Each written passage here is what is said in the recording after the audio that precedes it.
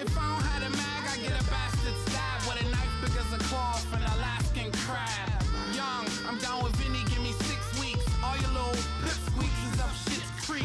Think we a joke? I put 3 in your throat. Drunk off gin and CNC coke, then we flee in a boat. Then I come open up the spot with coconut syrup, so the hoes will suck some cock.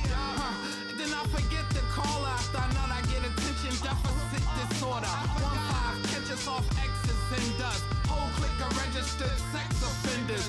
Pop shit, we'll hold your funeral. XVs, niggas money come in Roman numerals. Your block slow now, she fuck with them rappers. Cause y'all niggas money took a muscle relaxer. I'm the mastermind with a faster rhyme. It's work, not how I pass the time. I'm the mastermind with a faster rhyme. It's work, not how I pass the time. I'm the mastermind with a faster rhyme. It's work, not how I pass the time. I'm the mastermind with a faster rhyme. It's work, not how I pass the time. I'm music strong enough to stop a bomb. I'm putting pressure on you kids like I'm a soccer mom.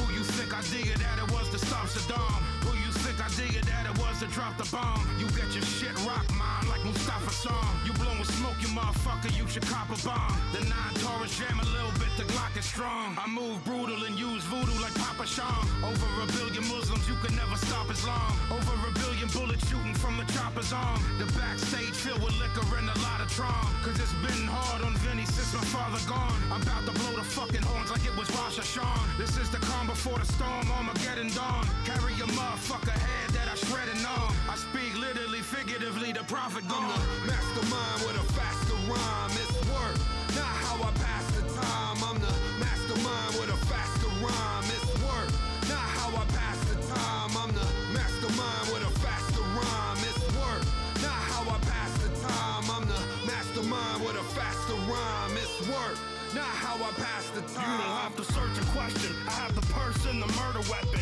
Never get a second chance to make a first impression. I'm no virgin to murder and I'm an urban legend. Rather be a real service than a servant heaven. I don't like cops, I don't like cooperators. I don't like traitors and story corroborators. In any problem, I'm the common denominator. My behavior is the product of intoxicators. I'm just blood addicted, it's the other liquid. I'm above the limit, off of the blood of the wicked. Don't even ask, there's somebody in the body bags. The blood matches, it's on the hatchets and hockey masks. I'm never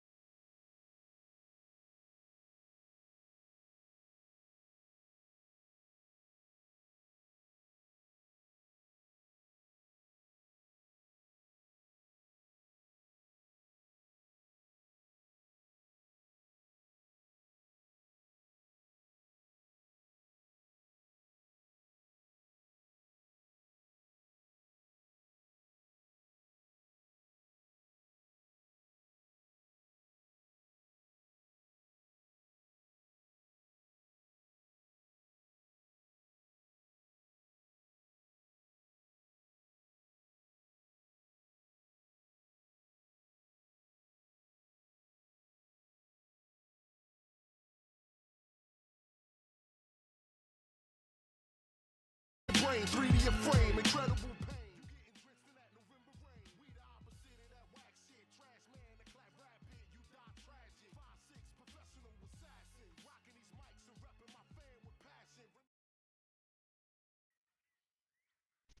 Hey, 1212. Hello guys, welcome to another StarCraft 2 Direct Strike Commander commentary.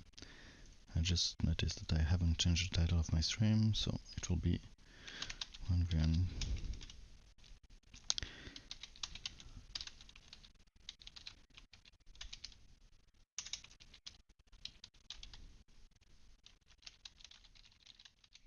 Okay.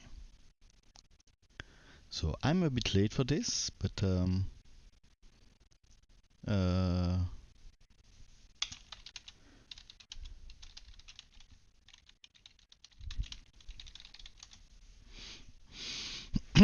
a bit late for this, but because those games have been played. When was that? It was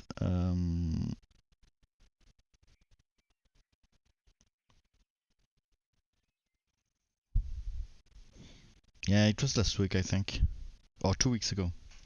But it's the last. It's the last game of the 1v1 tournament. So I will start right away. On the bottom left there is Frieza playing Statman, and on the top right there is FenixDisrupt, aka Maged Airport.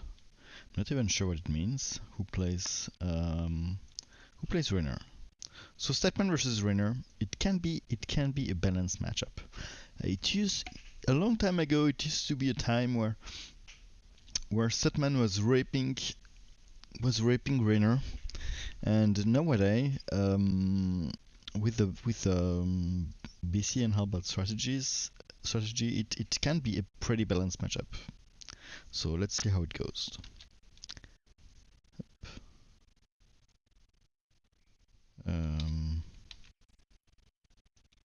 Let's go. I'll put some music.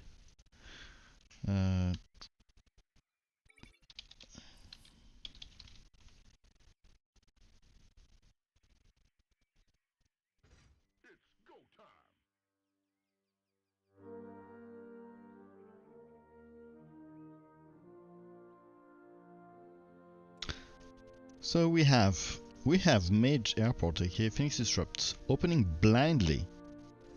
Wow. As Rainer is something that is pretty ballsy, but he will put some pressure on the bunker. Hey, hello Flair, hello Waffe, hello Chashka. What score? What score? I don't know what score. And he's still adding Marauder, so a lot of pressure on the bunker here. Of course, that man want to open Gary versus the Rainer. Gary is extremely key. So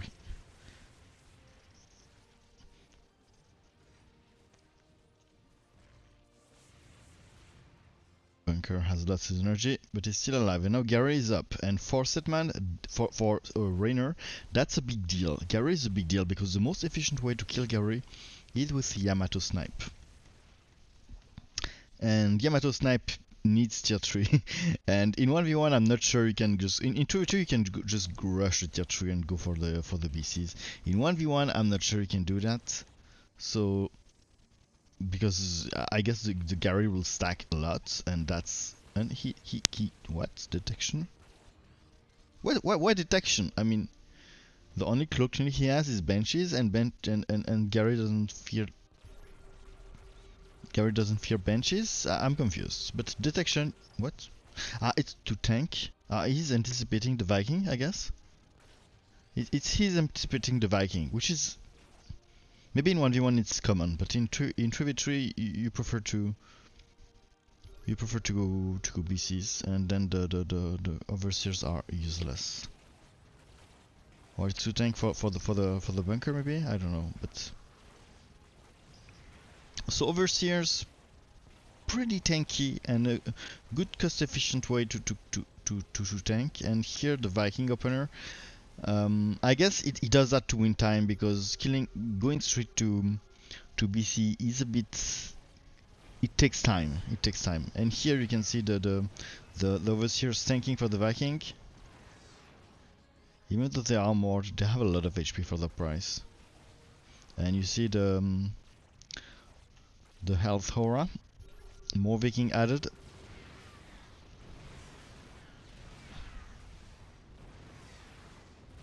So the thing, Cheshka, so the thing from standard which FenixDisruptors doesn't work, you should manually Steam Marauder.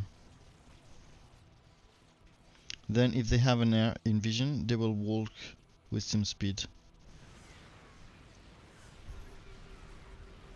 He thought he could kill bunker. Ah, okay.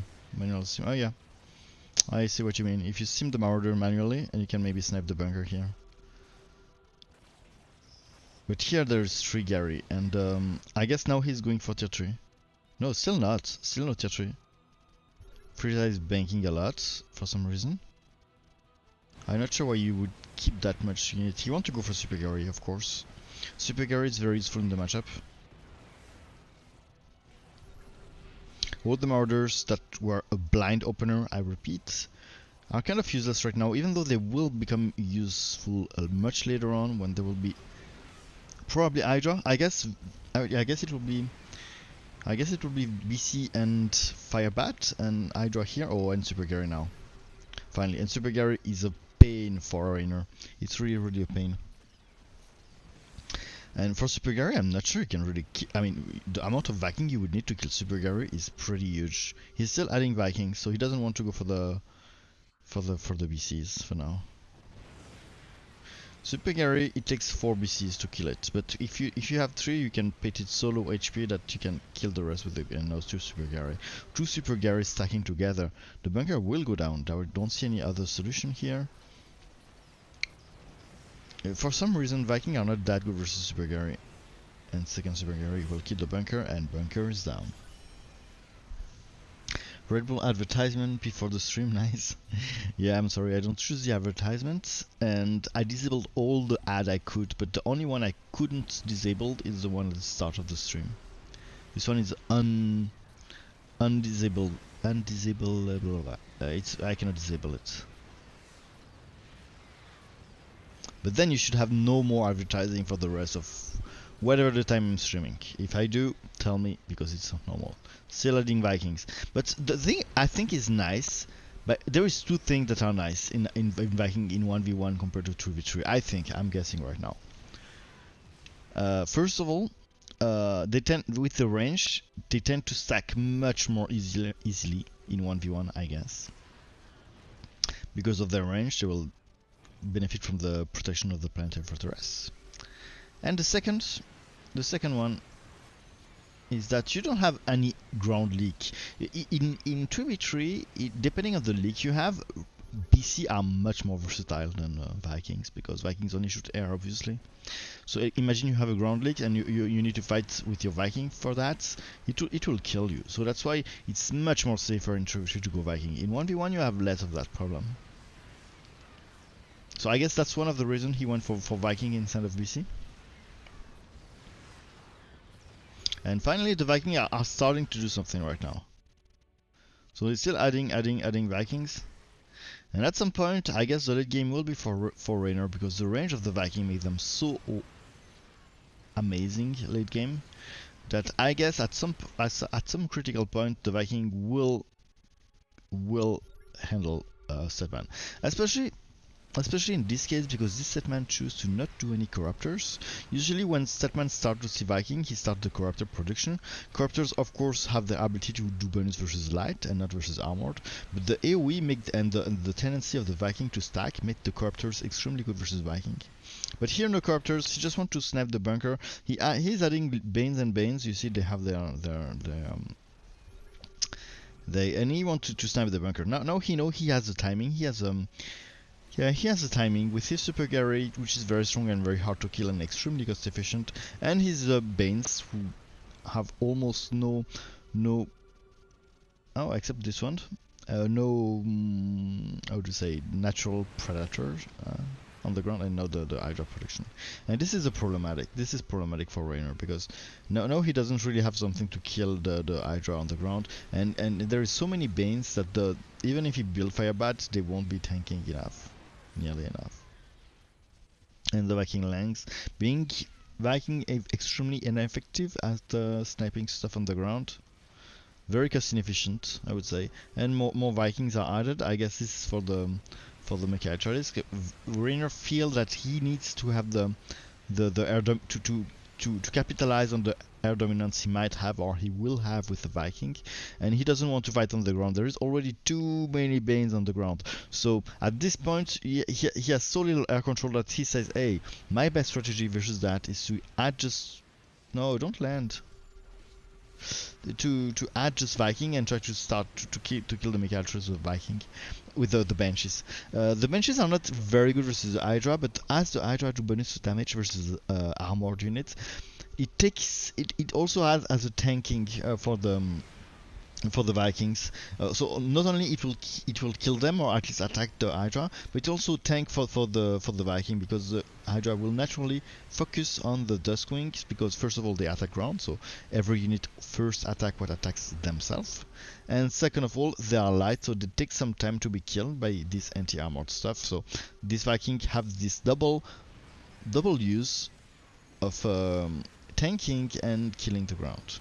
But Frieza is still pushing with this. Why no BC to tank for Viking? Yeah, VC would be very good here. At least in 3v3 you would go for VC for sure. Here, my first guess was that he went straight for Viking because to win time, because in 1v1 you don't have that much time. If he can stack Gary and Super Gary, things can go very very fast in 1v1, and he can stack them much more faster than it would in 2v3. So I first thought he went for Viking to win some time. Is the volume right? Yeah, I think. But then he just keep on with his Viking. So now he would have the time to go for BC. Only 4 BC needed to one-shot Super Gary, and once Super Gary is dead, for Setman it's much harder. It's extremely much harder because Super Gary first of all is a very very cost efficient unit, and second, Super Gary recycles units, you know, and the more unit dies, the more he recycles them, the more also he get this buff, the best oil, which increases his attack speed. So if you can snipe it, if you can snipe Super Gary and kill him fast, it's a very very important and big advantages for Raynor.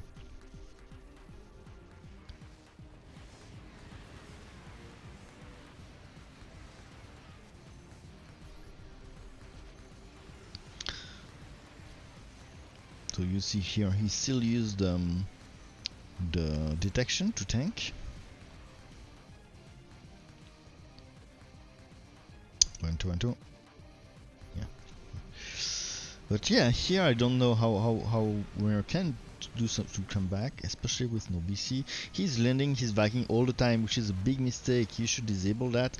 The more the Vikings stay alive, the more they stay in the air, the more they can shoot at the air. And if Raynor can kill the air fast enough and cost efficiently enough, he will be back in the game and in a decent shape. But here more and more Banings are added, and more Hydra are added, so now he has enough to kill. He's still on the heal aura, which is kind of surprising, because often when you play Hydra,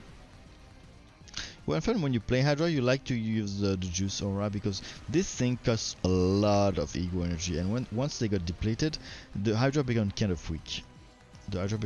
Ow. And finally the Corruptor versus the Viking. So this is the best answer Statman has versus the Viking, but only 2 doesn't make much. It's just when you have a critical mass of those, he spread them to avoid the air AoE damage. When you have a critical mass of those, and if the Vikings stack enough, they are extremely cost efficient at killing the air. Okay, here the benches are closed, but the benches are light, and the ability of the Mecha Copters specifically is specially versus light, which yeah, they do bonus versus light. The attack is normal, it's the same for both attack and armor, but the ability do more damage versus light, so it's more cost efficient versus the Duskwing. But you can see that FenixDisrupt spread the Banshee quite a bit to avoid the AoE, both from the AoE from the orb and also the AoE from the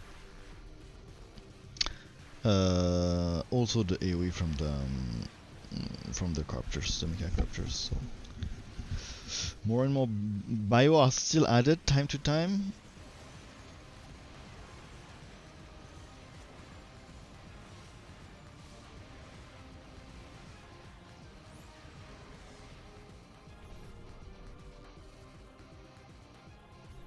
Attack upgrade on Banes. Attack upgrade on Mecha Hydralisks.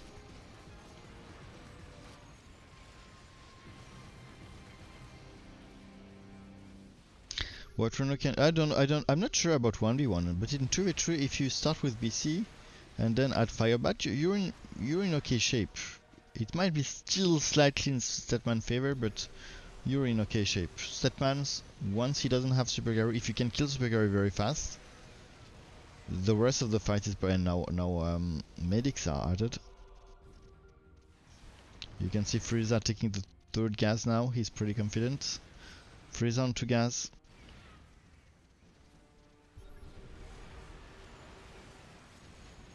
But the Frieza still has a chance, I guess, with the Planetary Fortress that is able to... Did I say Swan?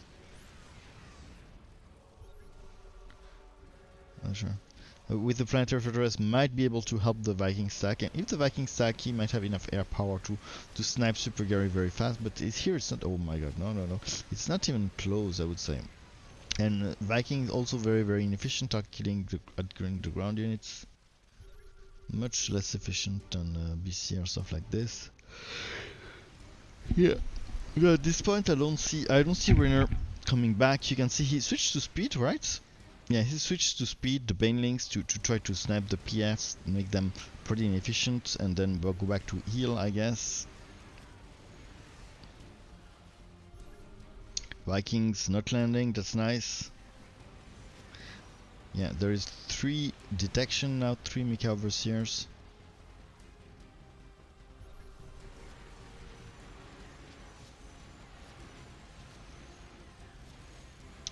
I think if FenixDisrupt win, he will survive still late game. Yeah. I agree that the early game is the most difficult for Rainer.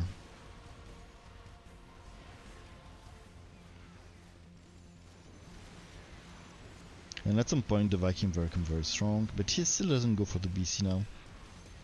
It's hard to survive against Banes, but probably possible. Yeah, the more the game advances, the more the Banes are powerful, because Banes is AoE, and AoE is king in the game. And finally the battle cruisers. He still doesn't have the Yamato for now, so he won't snipe anything right now, but it will come soon, I guess, and blink back to save the Yamato, but dude, this Statman is... And he still doesn't use the ego energy. I mean, no, they cannot use their rockets.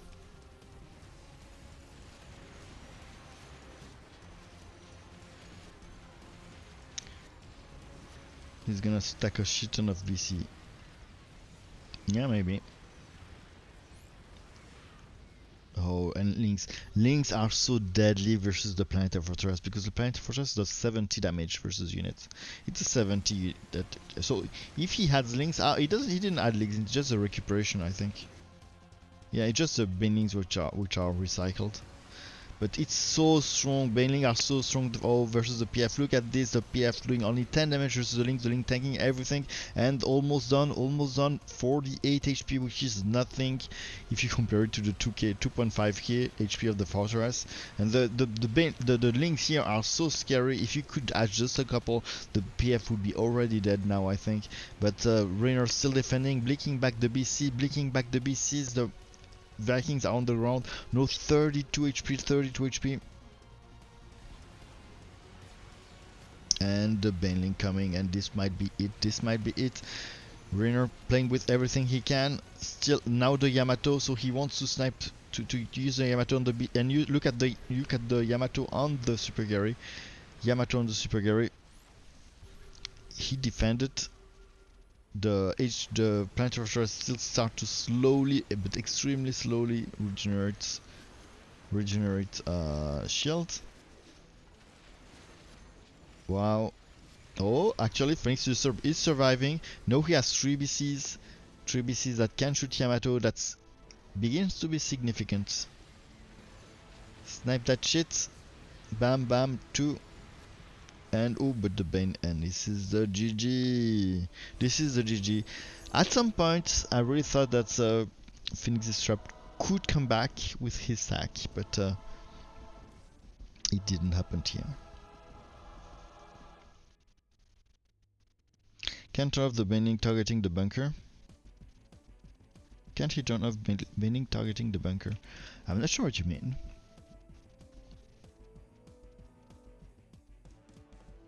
Bending, don't focus the turrets now. Which is kind of not new, but it wasn't the case at first.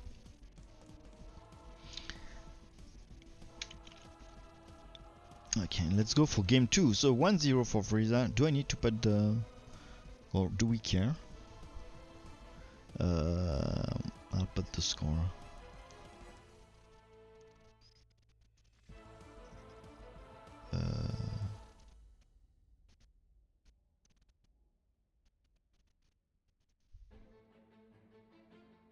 Up.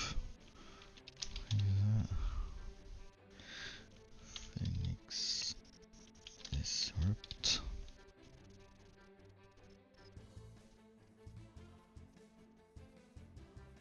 Okay.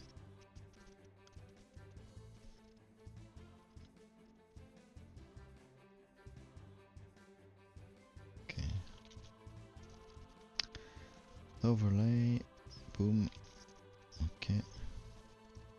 Okay. We can hop into game number 2. So this was game number 1. Let's go.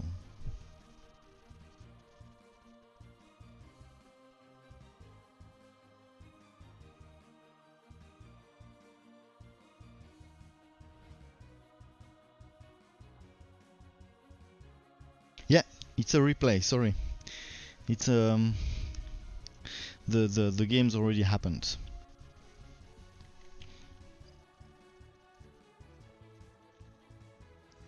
Up, up, and so we have, I will remove this. On the bottom right we have Frieza playing Mengsk, and on the top right we have Forazun, FenixDisrupt playing Forazun. Mengsk versus Forazun, so favorite matchup for Forazun.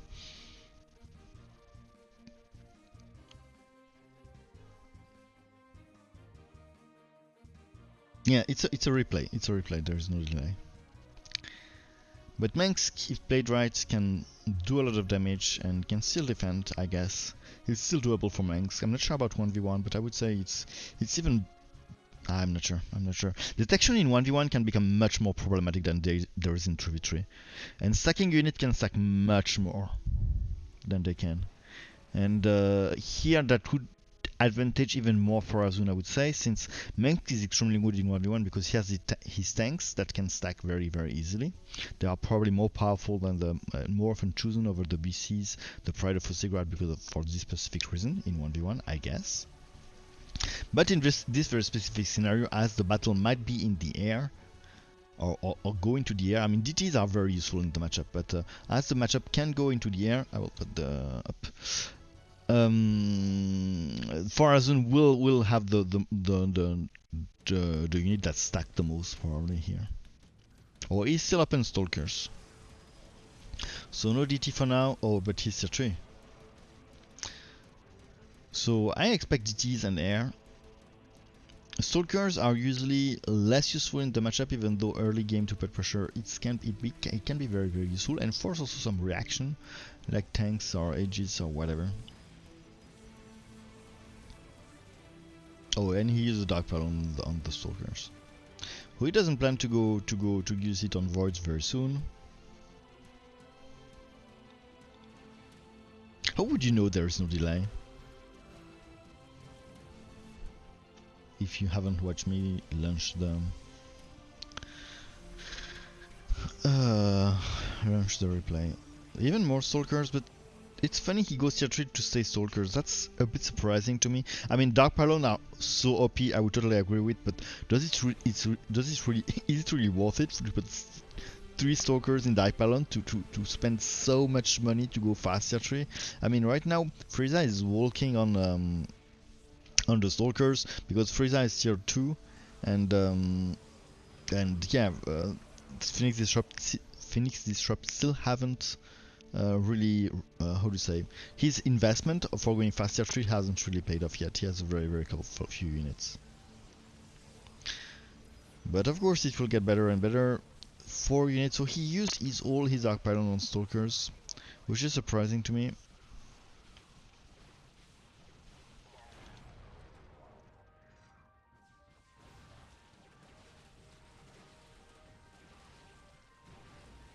Frieza doing the +1. So troopers very efficient. Trooper and links basically very efficient at killing the Stalkers, especially if you need to go tier 3, because Stalkers are very strong pushing power if you stay tier 1. But if you go for fast tier 3, you made such a big investment that. But the ability to stack is off charts, and maybe in 1v1 that's even more powerful. The fact that they have the increased range make them even stack even more easily, and that might be an issue for Mengsk.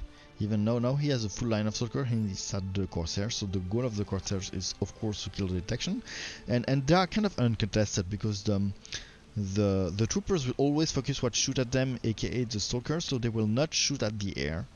So not only the Corsair might stack and kill, because this is a tanky unit, so one will not do much, but they might tend to slowly accumulate and kill that even faster. But also it will provide Storm at some point, and Storm is extremely important. I mean, the Storm of the Corsairs, who just like prevent unit from attacking. And this is early game, but later in the game it's absolutely key, and it might even annihilate all ability of the ground to really do something. Yeah, thank you for the follow, Ziximorphix. I'm not sure if I pronounce it right.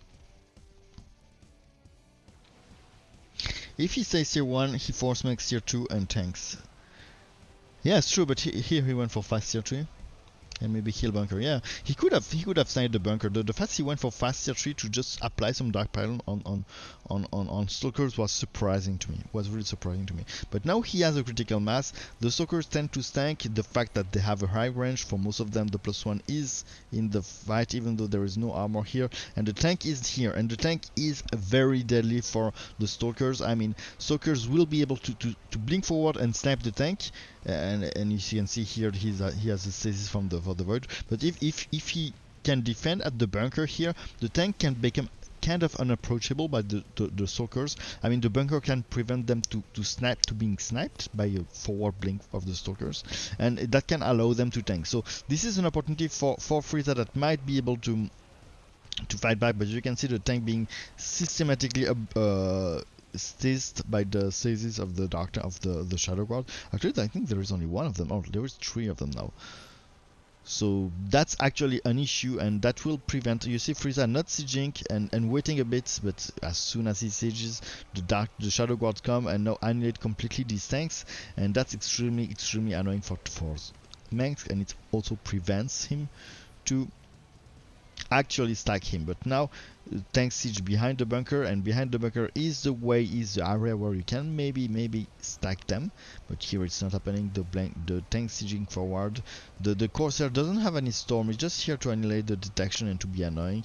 You know, if you can force detection, if you can force scan in 1v1, it's an extremely big deal, because it's extremely expensive to scan at each round. One scan, for if you have to scan once per wave in a 1v1, it's 1 per 20 seconds. It's about the income that provides you with 3 gas. 3 gas provides you enough money to scan once per 20 seconds approximately. So in 1v1 it's an extremely big deal. In 3v3 the rule of thumb is like scanning once per round makes you like use 1 gas worth of mineral income for scanning. Even more Dominion Trooper, but he's actually accumulating energy, I guess, because he hasn't spent it much. I'm not sure what he is planning to do. Does he want to save for Pride of Oseguard? Because the counter of Pride of Oseguard is air, is void rays basically. And here only Stalkers might be a decent answer, but Tanks is probably the best answer, but I'm surprised he has only one, so I guess he's saving for something. I know that in the matchup you sometimes also use the Thors, but that's when he goes air. Here we have a pure grounds. Here we have a pure ground frozen, so I would say that tank is the best answer with some links and trooper support, but he's not adding more, so I'm surprised. What is he tanking for? Oh, Emperor Shadow. I'm not sure why Emperor Shadow. I guess it's for EMP, probably the Shadow Guards, I don't know. You can see that he delayed the siege here. He delayed the siege, he wants to siege at the right timing, but it's a late timing to siege. The Stalkers are accumulating a lot.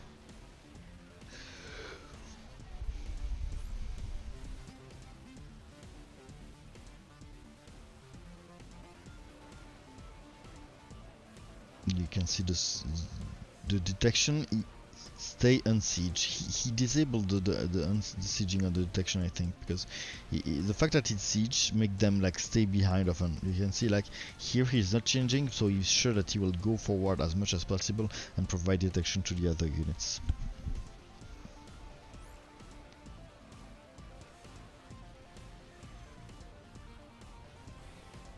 So stupid Corsairs have no priority. Yeah. I mean, it's the drama of direct strike. Oh, now a second tanks? No, it's just one tank who stacks. Still only one tank? Only one tank, I'm surprised. But Frozen sucks against Arbiter, so it's fine. Arbiter, you mean from Phoenix? But now the tanks start to stack. And that's a problem. But the Corsair also is adding more Corsairs. I'm surprised there is still no Storm upgrade from the Corsair. But the tanks start to stack, and that might be the window here for Manx to fight back. But now the Void Rays are added, and those Void Rays have the Dark Panel upgrade, and this for Manx is extremely problematic and hard to fight because the AA troopers might not prioritize them depending, and they are very weak versus the Stalkers. The Thor is good but can be mind controlled by Dark Accounts, which is very problematic. But now the tanks are really, there is no three tanks who stacks, and the Stalkers are so powerful early game, but later in the game they tend to fade off. Even though here he's still defending. And now the Storm, and the Storm are really crucial and really good in this, and now the Void Rays becomes to accumulate, and that's the sign that Manx is in trouble. Yeah. Now with the Void Rays, with the addition of Void Rays, I don't see how. You can see the nice positioning of Frieza. He put the link on the side, 2 line of troopers, and yeah, technically the troopers are decent versus both the Stalkers and the Void Rays, but with the Storms and the accumulation of the unit that is here, I mean, I don't see Manx coming back here now. I mean, he had his window when he started accumulating tanks, but now he doesn't. And yeah, as you said, Tashka, the troopers not prioritizing the Corsairs, who can just stay over there and land a second Storm after a bit.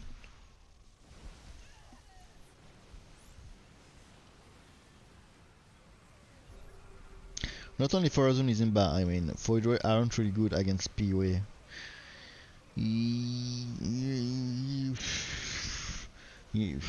Yeah, but you can do a lot of Void Rays. PoE, you're limited by the XP you have. And they are not bad versus the PoE, in my opinion. Counter is Dark Accounts.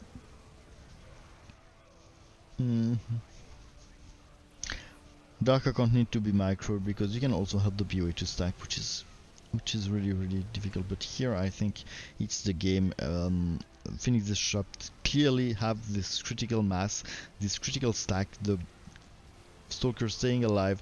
The storm are landed, and I don't see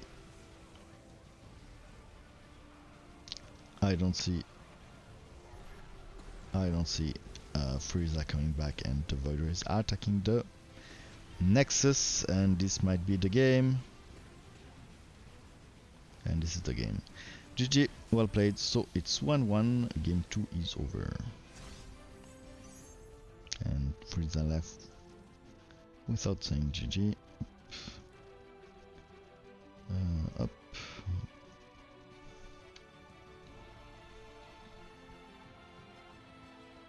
The Corsair. Hey, hello Pax. The Corsair ability is called Disruption Web. Yeah, sorry, I called it Storm.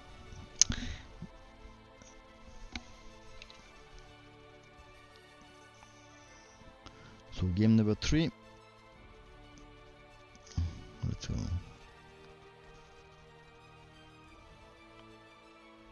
Oh yeah, I should upgrade the Stormborn. Yeah, I always forgot Disruption Web. No. So 1-1 for now.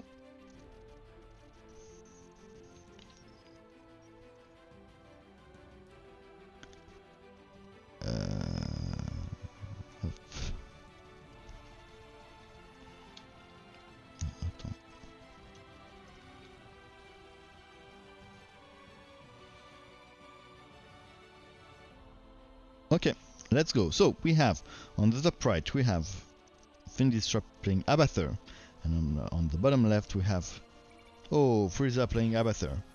So we have a mirror matchup. Let's see how it goes.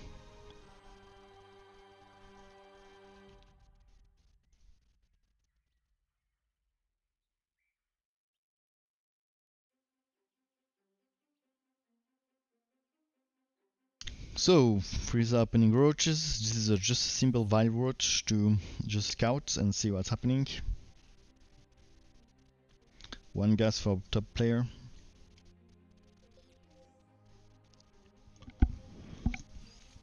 Abba Mirror is very micro demanding in 1v1, I guess, because even in 3v3 it requires a lot of Ravagers micro. And in 1v1, if you need to micro Ravager and build at the same time, I guess it can be pretty difficult. So Ravagers opening, which is pretty standard. I mean, Roach, Ravagers, Queen are all useful early game, even Swarm Hosts. All useful early game in Mirror.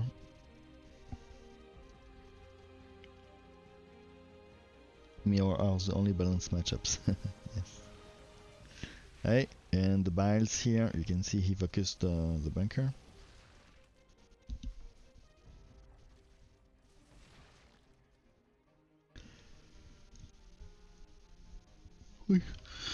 Which time is it? 7.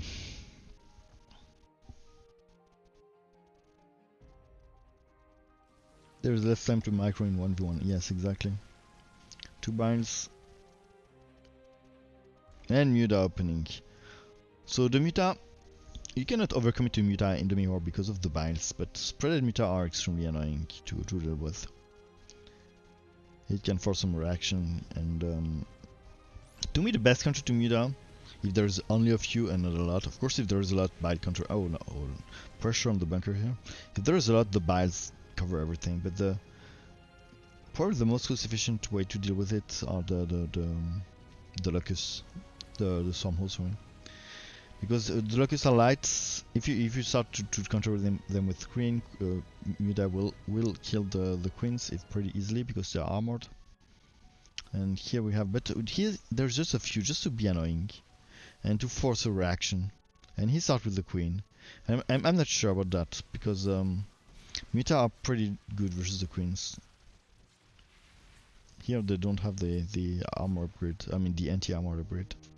But here the spreaded Muta function is that you just be annoying, and they do their job. They do actually do their job. So, and Frieza is not really reacting to it. He's not reacting to it, and there's a lot of Muta now. I'm surprised. And Biomass Ravagers. Still only one queen, so the goal of this queen is not to fight the Muta. The goal is just to heal, I guess, because for so few queen. And Biomass Ravagers on both sides. Still only 3 Muta, but they are so annoying. And FenixDisrupt doing a good deal at being annoying.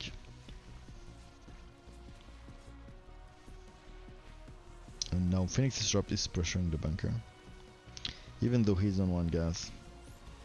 And that's probably mostly because of those 3 Muta who makes a difference.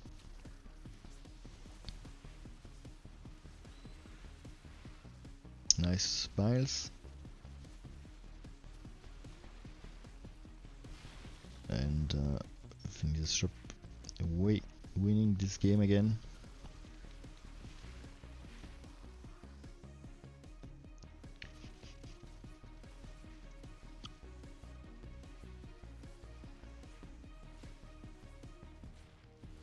Sorry. Nice buy on the Muta, but FenixDisrupt still having the advantage. When you look at the composition here, you can see FenixDisrupt relies more on Ravagers and have some Muta, while Frieza is adding queens. Muta still doesn't have any upgrades. I mean, for 3 Muta it's not worth it. They are here to be annoying and to provoke a reaction. No swarm most used on both sides, on either side I mean.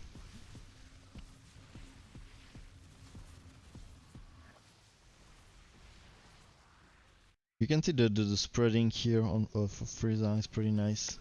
You want to avoid your unit to stack when you're fighting Ravagers, but that's also the reason why having leaks is extremely bad, because the unit force your unit to clump up together, whereas look at this formation that Frieza has to fight, is much more spread out. Oh nice. What is difficult to micro also when you have a Biomass Ravagers and regular Ravagers is that the timing of the bile are different for the 2 type of units. So the Salva doesn't come at the same time, which can be kind of difficult to handle.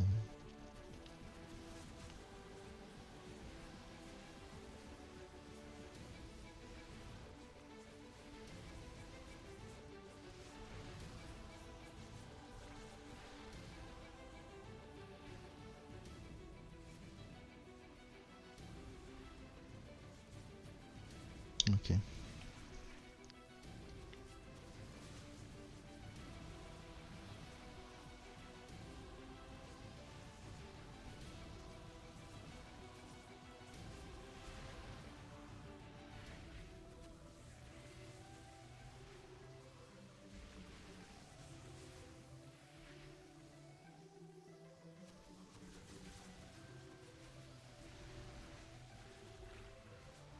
The bind macro is extremely important in Mural. You have to bile very cost efficiently. You want to have just enough bile to kill the targets you're actually targeting, because if you don't kill it, they will keep biling you. But if you overkill it, it's a waste of bile. So that's what's very difficult to handle. And to me, it's one of the most painful mirror to play, just because of the amount of micro and concentration it requires. And you don't see it right here, but the amount of to respect the rule I said before, and to not overbile or underbile units, it requires so much concentration, even more if you have Biomass Ravagers that has biles that comes not at the same time other. But here I can see Frieza doing better and better each time, only very slightly better, but still significantly better. Plus those Muta, which I think are a very good idea, and just provides more work for to do for Frieza. There is now 4 queen for Frieza, which might be a good idea, especially if the biling strategy is not perfect and he doesn't kill totally the target. The queens might be helpful to heal the remaining unit that are in the red, but here it's kind of not enough. And Frieza has, FenixDisrupt has no much more biles and Ravagers than Frieza have, and that gives him a clear advantage in the fight. Look at this. There's so much biles coming from the north player. Northern. Are both autocasting biomass? No. Are they autocasting biomass biles? It's hard to say, right? How could you know? You cannot access his F3 menu, so I don't know. How would you know? Bunker is down. How would you know if he is autocasted? I mean, you cannot access his F3 menu. That's a lot of APM. But you know, when you with the rapid fire, when you just press the units, press a button, it just spam it.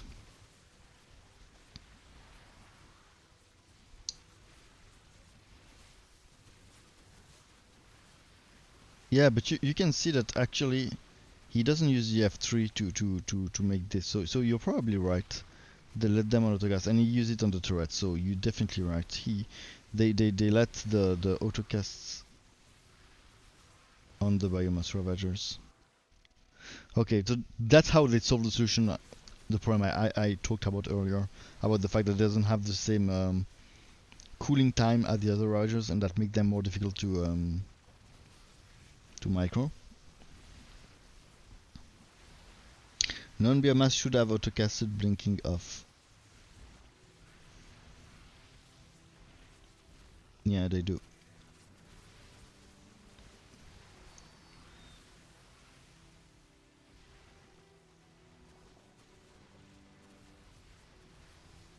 It's a Ravager's fest. Look at those binds. To me, Frieza micro is superior here.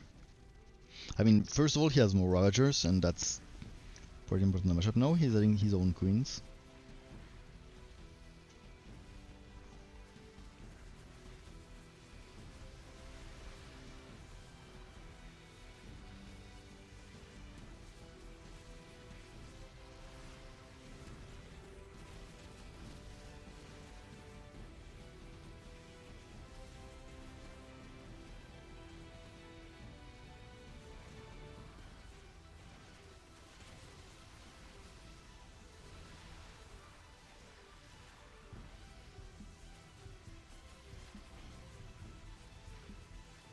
And the Ruta.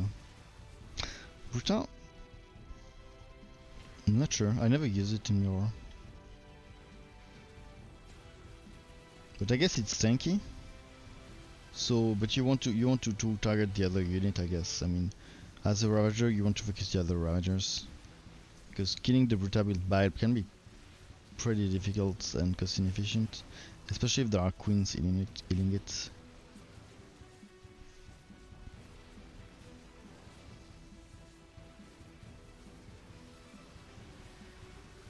Actually, the Bruta is pretty annoying because in this scenario. Because as I explained, he used the biles for other units, so this thing stays alive. And it will be very costly to deal with it with bile.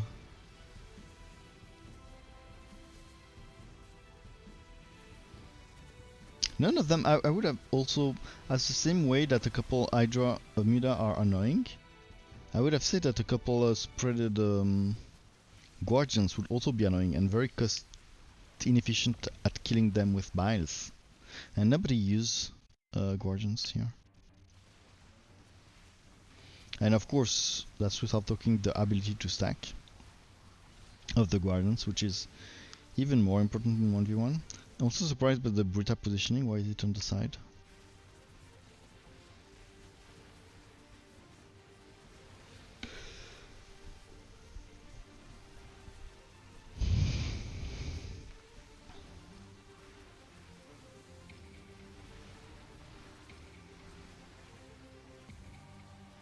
Frieza still pushing.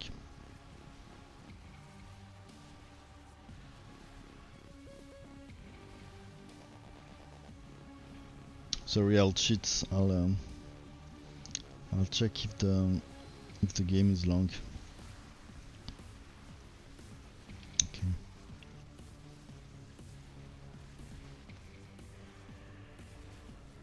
I will accelerate it a bit because. Oh, nice, the Guardians. I like this move. It's important that they are spreaded because they can be vulnerable to biles, even though there is a big front line here. I like the move of the Guardians. I really like them. They have the range, I guess. Yes, they do. The range of the Guardian as a battle is really what makes them powerful, and you should always do that. Do them. But he's acting quite a significant amount of Guardians now. So, and here he chooses the Brutalist path. And Brutalists are nice versus the Ravagers, I guess, because it takes a lot of piles to kill them. But for the Guardians, it's different. I mean, if you cannot access them, the Guardians will stack, and they are and he forced. If you can see, he forced Frieza to waste biles on the Guardians. After the wave is healed, now he used the biles on the Guardians. Yes. Oh, what? Oh, that was a bit overkill. That was kind of a waste of biles, if you ask me.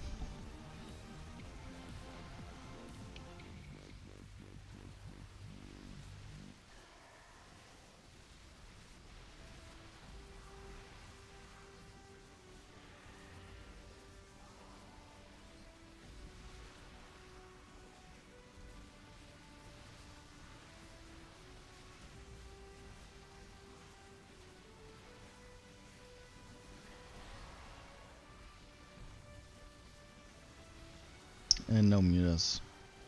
So muta are here also to deal with the Guardians.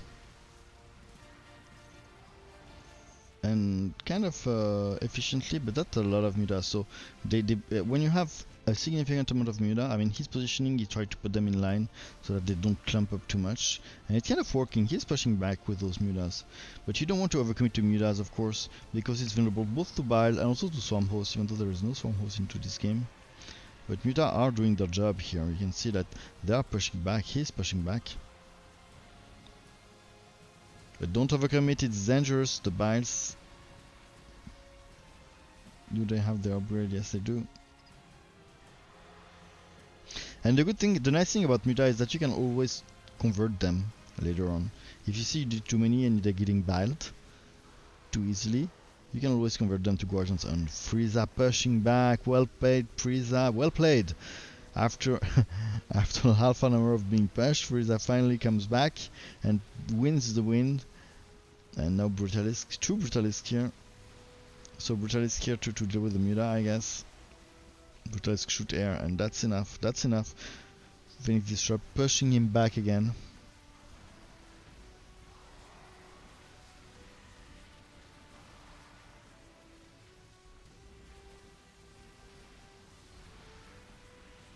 Yeah, problem with the muta also is that they really have counter in this matchup in your. I was thinking about the swamp host, but the Brutal does the job too. And now FenixDisrupt is stacking again. He's pushing again.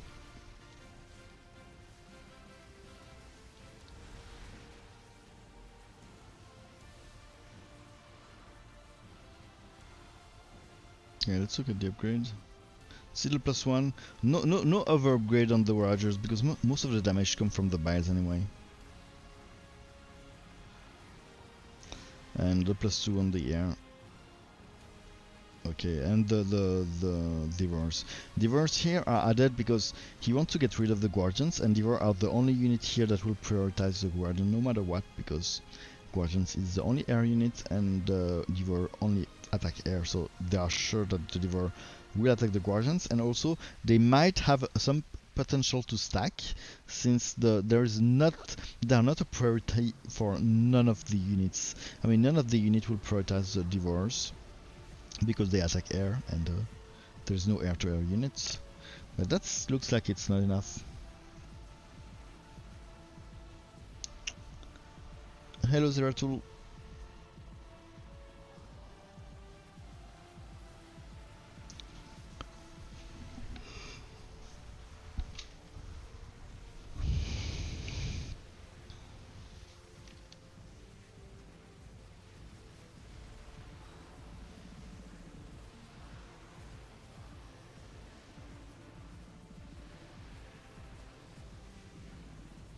Okay, here there's a lot of biomass ravages now.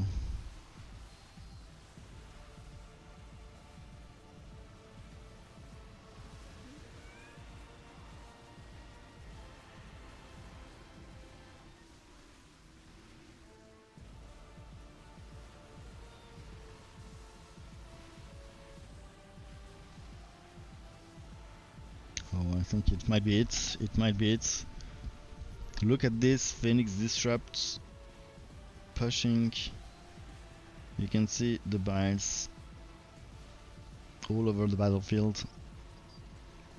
And this might be it. And look at the biles, he sniped the Nexus, and GG, well played. So that's 2-1 for FenixDisrupt.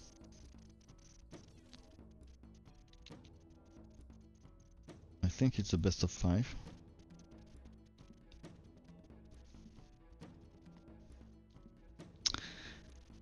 Up and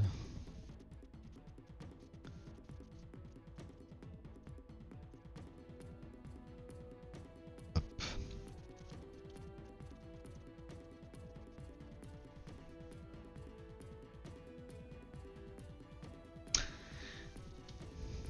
And game number 4. So on the top list we have FenixDisrupt playing, you guessed it, Fenix. Probably his main. And on the bottom left we have Frieza playing Fenix. Oh, mirror Fenix, that's funny. That's funny. So I expect some air fights.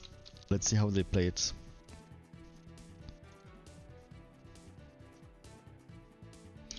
They are not playing, so I guess they will. They're both opening with Fenix, their hero.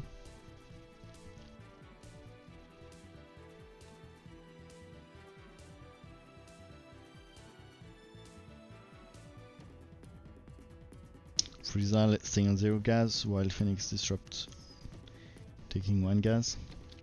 What time is it? Okay.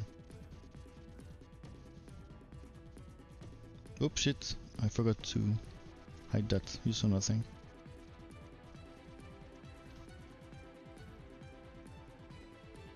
And Phoenix opener from Frieza.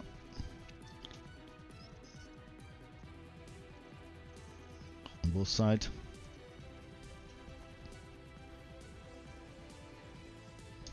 Phoenix with the range, he has 9 range and the bunker has 7 range, so it has a potential to attack the bunker and to challenge the bunker very early game. And now FenixDisrupt answering and defending. Second Phoenix comes here. You can see his positioning in the front, and he used Legionnaires. Legionnaires, very cost efficient weapon in Phoenix. Probably one of the best zealots in the game. And Immortals. Immortals are here to deal with the Phoenix, but the Legionnaires will tank that. And now 2 Phoenixes, 3 Phoenixes on the field, and a couple Legionnaires. He goes on with his Immortals, even though there is Legionnaires here.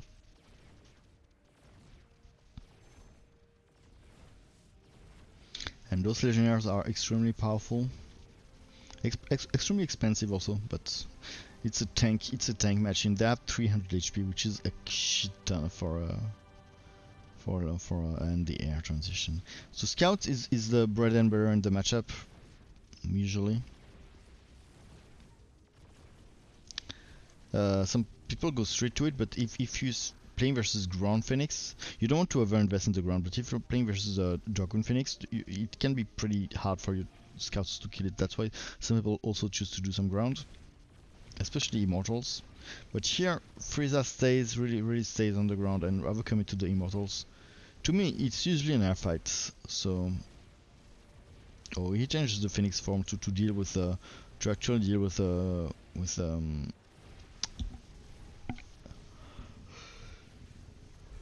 sorry, with the Zealots, but he's actually not going air, not really going air, he's just committing to Zealots. 2 scouts though. And of course Zealots beat Immortals, that's a pretty straightforward fight. I'm surprised he doesn't, okay, no, finally 1 scout.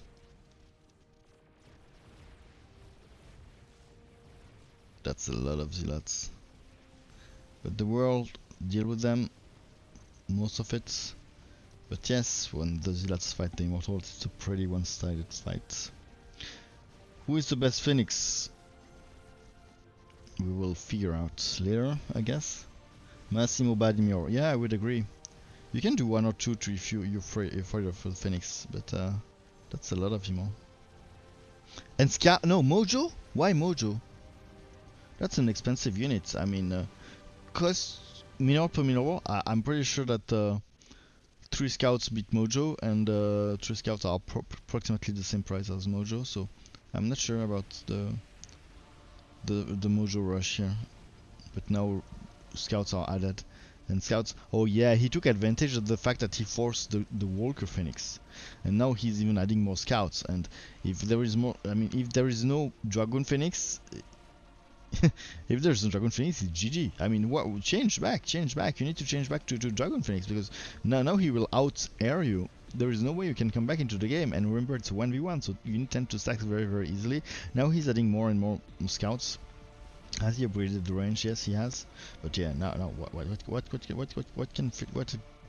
Finally back to Dragoon, but it's too late. It's too late. Now use your AoE spell. Nice, he did it. But that's a lot of Dragoon. Even that Dragoon does bonus damage to light on the ground, so it's not very good versus the Dragon Phoenix. But that many Dragoon can't kill anything. And as they do a lot of, you can see the damage versus even versus the armor, it's 16 per shot.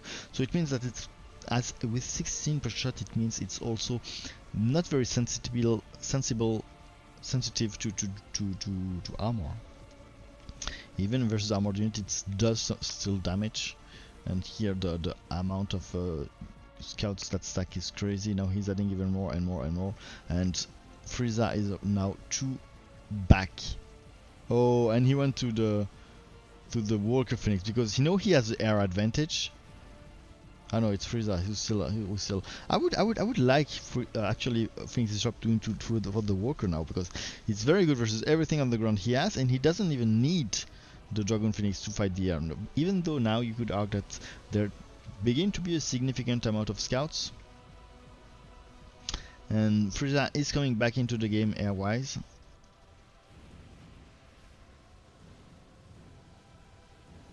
But you see the Dragon Phoenix cannot. Oh, nice, finally. But yeah, FenixDisrupt still have the air advantage.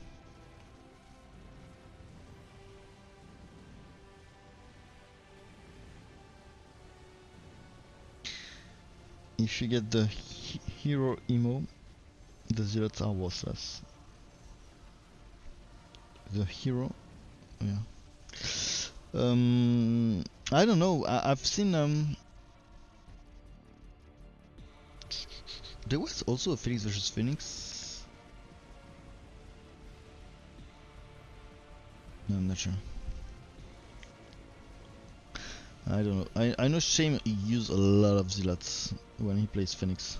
He loved these units. That I used to never use it before I saw Shame like using a lot in every match. Oh, and now the the Arbiter Phoenix with the cloak. So you can only do this when you have the total air dominance, because your Dragoon is extremely useful when there is a lot of scouts and with the AoE ability. But what's nice in this position is that it makes the zealots even less contested. I mean, now it's mostly air, but Frieza is coming back into the fight. You need total air dominance. Oh no, both of them are doing that. You need total air dominance to make use of the Arbiter Phoenix. Yeah, I have the impression that Frieza is kind of copying FenixDisrupt. Wow, FenixDisrupt now wrecking his army.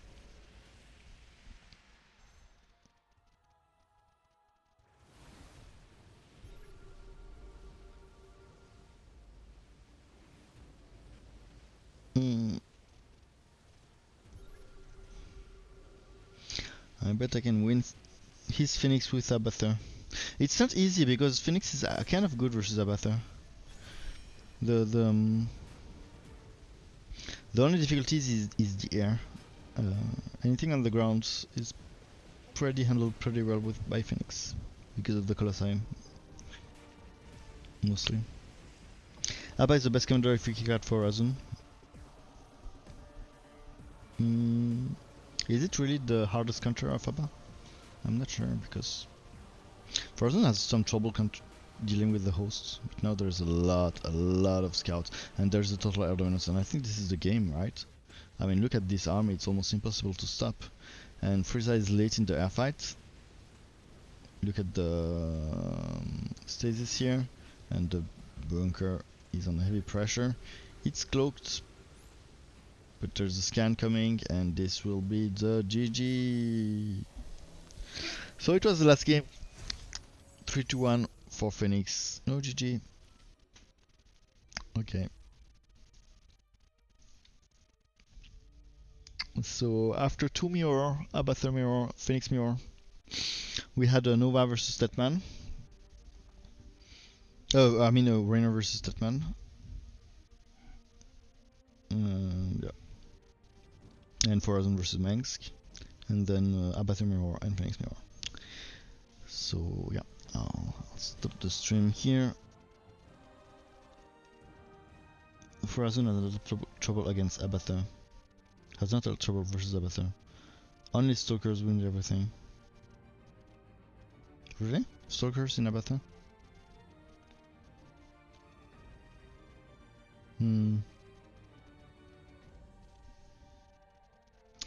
The Phoenix who goes ground first will lose simple. Yeah, usually it's. I was even surprised that. FenixDisrupt went so heavy. That both player actually went so heavily on ground, because to me it's a matchup all about air. I usually just do a couple units on the ground at maximum just to deal with the Dragon Phoenix. Because if you go straight to air, usually you start actually I start with the scouts, and if you just go mass scout from the start and you don't have anything on the ground, the dragon will give you a hard time until very late into the game. So I also do a couple units on the ground, but I was surprised how they actually did, both of them, a lot of units on the ground.